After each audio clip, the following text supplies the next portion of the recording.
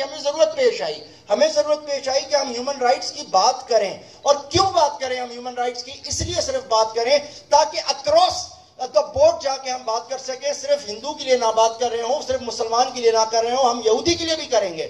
یہودی آج ہم سے زیادہ بیچارے مصیبت کے اندر ہیں.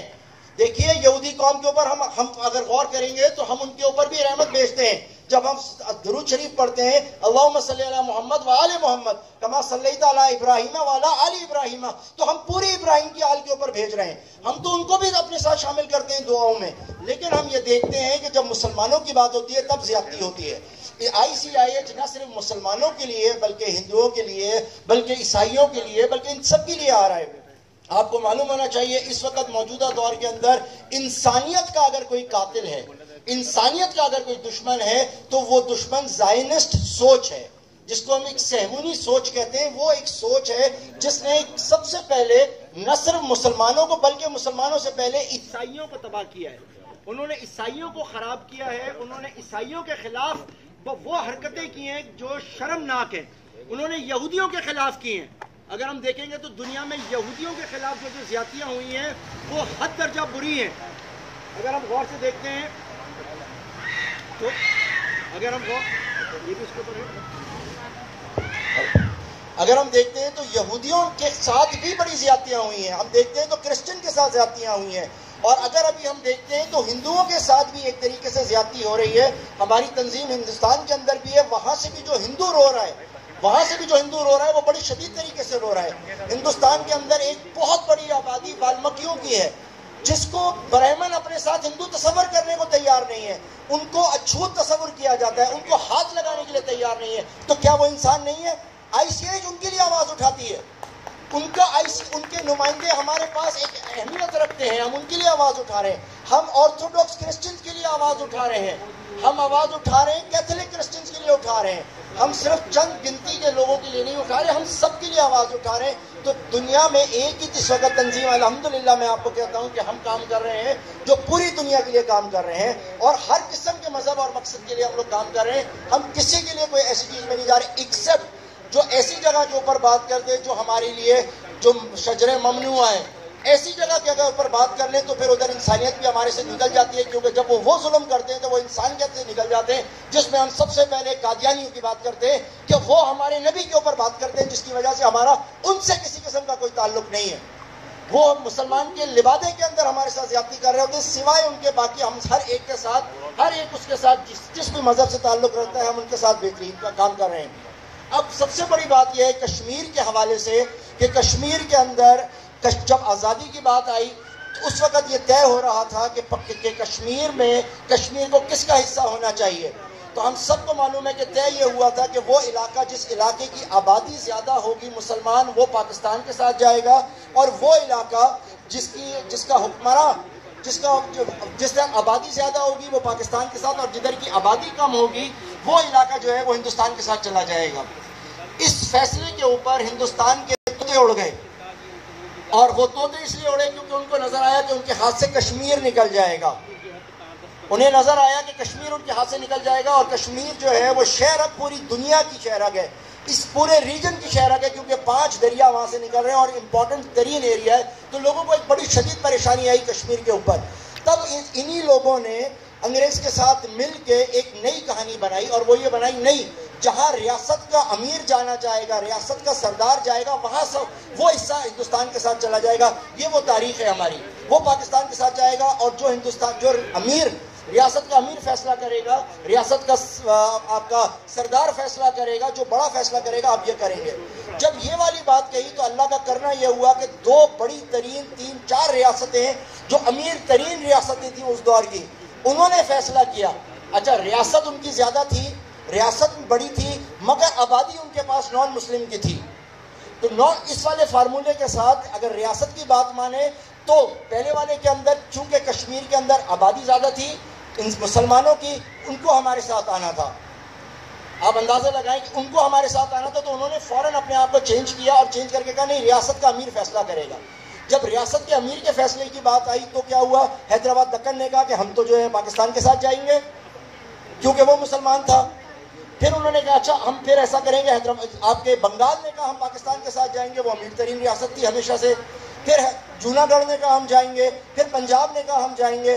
تب یہ لوگ آخر میں اتنے پریشان ہوئے کہ پھر کوشش کر کے انہوں نے جیسی تیسی کر کے بھی پاکستان کو ڈیلے کرنے کی کوشش کی، جس پر قائد اعظم رحمۃ اللہ نے یہ فیصلہ کہا کہ اگر مجھے پاکستان ماچس کی ڈبیا کے برابر بھی ملے گی تو میں پاکستان لوں گا، میں پاکستان لوں گا اگر مجھے ڈبیا کے برابر بھی ملے گی. اور وہ بات صرف اس لیے کہی تھی قائد اعظم نے کیونکہ وہ جانتے تھے کہ مسلمان کبھی بھی کسی ایک جگہ پہ نہیں بیٹھے گا، وہ اپنے دیش کو بڑھائے گا، کیونکہ اللہ تعالیٰ نے قرآن میں فرمایا ہے وارث اللہ واسعہ کہ تم کسی قید زمین کے لیے نہیں ہو، پوری زمین اللہ تعالیٰ کی ہے. ان کا خیال یہ تھا کہ ماچس کی ڈبیا بھی اگر ہمیں مل گئی تو ہم کل کو، آج نہیں تو کل پورے پاکستان بلکہ پوری دنیا پہ حکمرانی کر لیں گے اور ہندوستان کو واپس اپنے پاس لے لیں گے. اس ریزن پہ قائد اعظم نے کہا مجھے ماچس کی ڈبیا بھی دو گے تو میں لوں گا.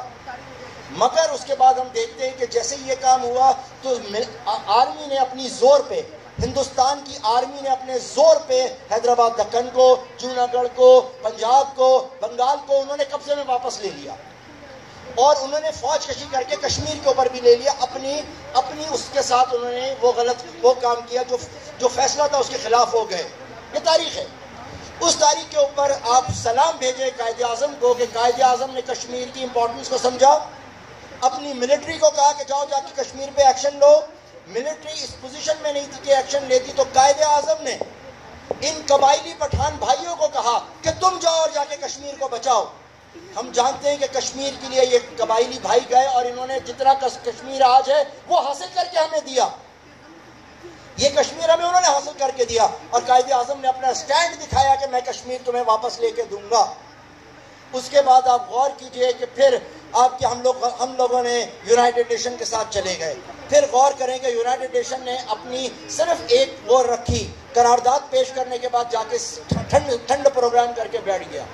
کشمیر کو صرف ایک چیز دی گئی تھی، ایک چیز کشمیر کو دی گئی تھی، اور وہ ایک چیز کشمیر کی یہ تھی کہ تمہارے پاس یہ آرٹیکل ہیں، دو آرٹیکلز جن کا ہم ذکر کرتے ہیں 370 اور 35A، یہ دونوں آرٹیکلز کشمیر کے لیے خاص طور پہ آئین میں رکھی گئی.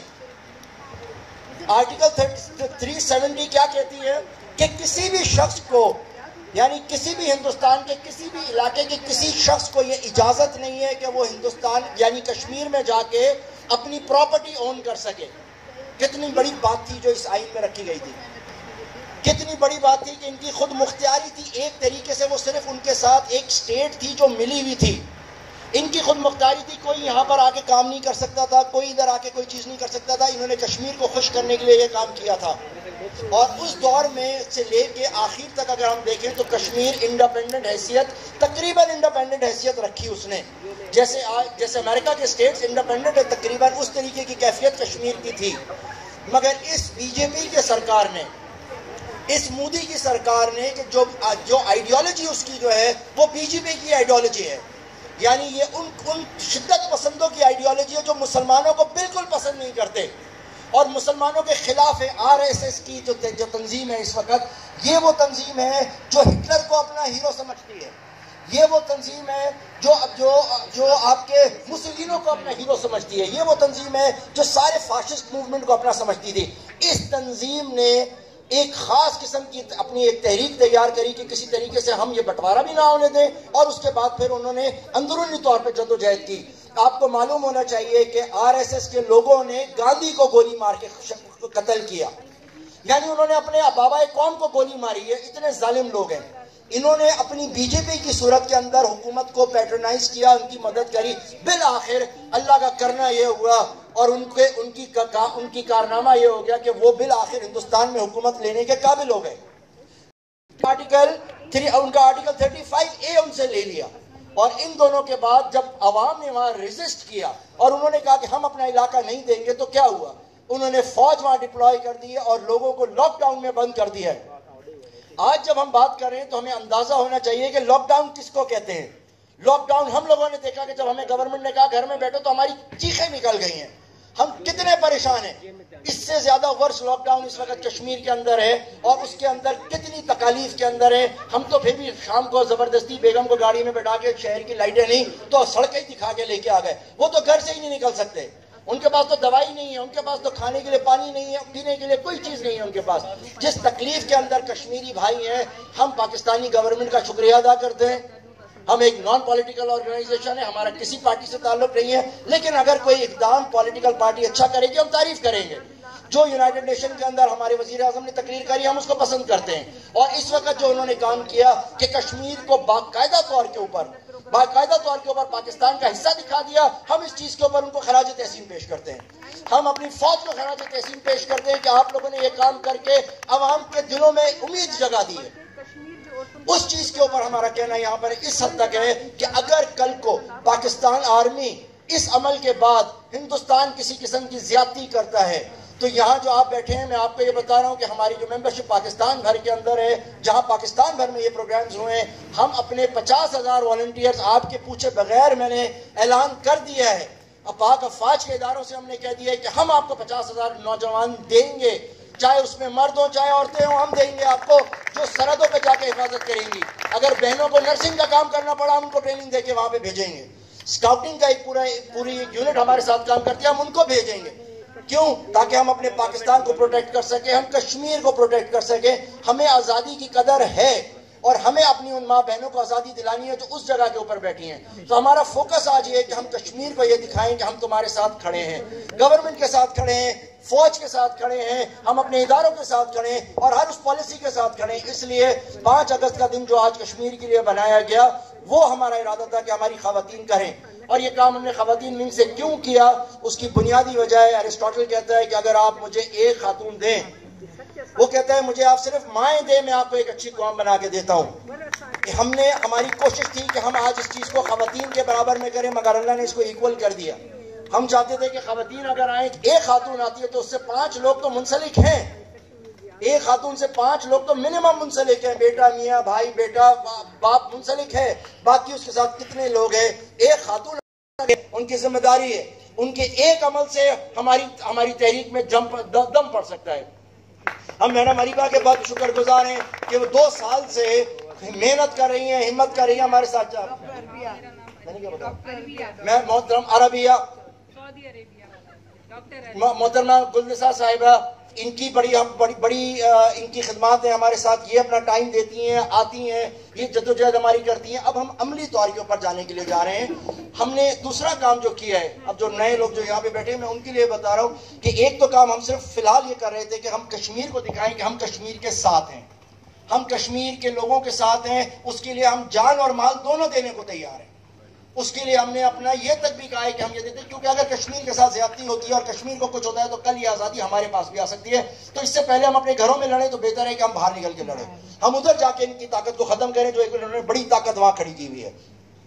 اب رہ جاتی ہے ICIH کی بات. جو خواتین یہاں پر نہیں ہیں ان کو پتا ہو کہ ہم صرف خواتین کے لیے کام نہیں کر رہے، ہم صرف کشمیر کاز کے لیے کام نہیں کر رہے، بلکہ ہمارا کاز یہ ہے کہ ہم نے انسانیت کی بات کی ہے. اور انسانیت کی بات کرنے میں سب سے پہلے ہم اپنے اس ہوم گراؤنڈ کو پسند کرتے ہیں جس میں ہم رہتے ہیں، پاکستان. اس پاکستان کے لیے ہماری جو تنظیم ہے اس کا سب سے پہلا کام یہ ہے کہ وہ آرگنائز ہوگی. آرگنائز ہونے کے بعد دوسرے لیول کے اوپر ہم تعلقہ لیول، ڈسٹرکٹ تعلقہ لیول تک کے اوپر، UC لیول تک کے اوپر جا کے وہ کام کریں گے جو کرنا الیکٹڈ گورنمنٹ کو چاہیے مگر ہم کریں گے. میں آپ سے کہتا ہوں آپ کا کام ہے، آپ خواتین کا کام ہے، کسی عورت کے ساتھ زیادتی ہوتی ہے، کسی دھرم سے کسی مذہب سے، آپ نے اس کی مدد کرنی ہے. سوشل میڈیا پہ کرنی ہے، کسی بھی طریقے سے کرنی ہے، آپ نے ہمیں بتانا ہے، ہم آپ کی مدد کریں گے. آپ کسی بھی اینگل سے کوئی ایشو کریں ہم آپ کے ساتھ کھڑے ہیں. اگر کسی کا بجلی کا مسئلہ ہے، گیس کا مسئلہ ہے، وہ ہم کریں گے. اگر ہمیں ضرورت پڑی ہمارے والنٹیئرز گلیوں میں جا کے جھاڑویں لگائیں گے صفائی کرنے کے لیے. اگر نائل حکومتوں نے نہیں کیا تو ہم کریں گے، ہمیں کوئی اعتراض. اگر پاک فوج آ کے یہ کام کر سکتی ہے تو ہم کیوں نہیں کر سکتے؟ ہم کریں گے، ہم صفائی کریں گے، ہم اپنی جیب سے خرچ کر کے لوگوں کے گھروں پہ پینٹ کریں گے تاکہ پاکستان وہ ہو اور ہمارے لوگ اچھے طریقے سے جائیں.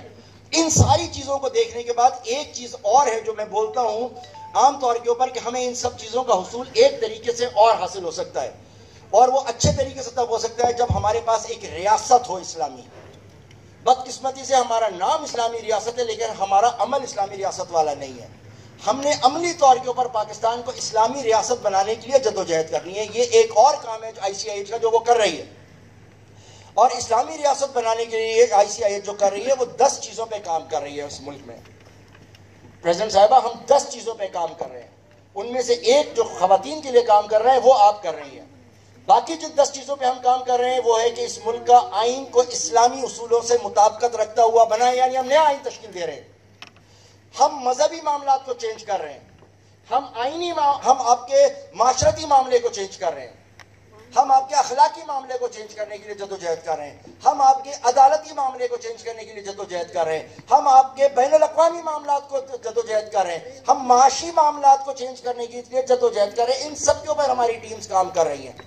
آپ خواتین کا پروگرام رکھیں، ہم خواتین کے حقوق کے اوپر آپ کو آگے بتاتے ہیں کہ خواتین کے حقوق اسلام کیا کہتا ہے اور دوسرا کیا کہتا ہے. ایک آخری بات صرف میں آپ کو یہ بتاؤں، بے فکر ہو کے بے کھٹکا ہو کے ایک بات اپنے ذہن میں رکھ لیں، اسلام کے نظام کے آنے سے کسی کو تکلیف نہیں ہے بلکہ فلرش کرے گا. اسلامی نظام موسٹ ماڈرن نظام ہے، آج کے یورپی نظام سے زیادہ موسٹ ماڈرن ہے. صرف ایک فرق ہے، اس یورپی نظام کے اندر خاندان نہیں ہے، اسلامی نظام میں خاندان ہے. جب خاندان مضبوط ہوگا تب ساری چیز ہوگی. ہمارا فوکس اسلامی نظام میں خاندان ہے، فیملی سب سے پہلے ہے، پھر دوسری چیزیں ہوتی ہیں. اس لیے اگر آپ غور کریں، ہم اپنی جو تنظیم کے لوگ ہیں ان کو ممبر سے زیادہ برادری کہنا پسند کرتے ہیں کہ ہم ایک برادری کے لوگ ہیں. آج کا جو پروگرام خاص طور کے اوپر میں میڈیا کا شکر گزار ہوں کہ وہ آئے، اور جو آپ لوگ جو بھی آئے، اور خاص طور پہ ایک ایسے گرم ماحول میں کہ آج اللہ نے ہوا بھی بند کی ہوئی ہے، اس ماحول میں بھی آپ لوگ یہاں بیٹھے. میں آپ کا شکریہ ادا کرتا ہوں ایک دفعہ پھر، اور یہی کہتا ہوں کہ کشمیر کے لیے ہم لوگ ایک ساتھ ہیں اور ایک پلیٹ فارم کے اوپر ہیں. اس حوالے سے آپ اوور ٹو یو میم.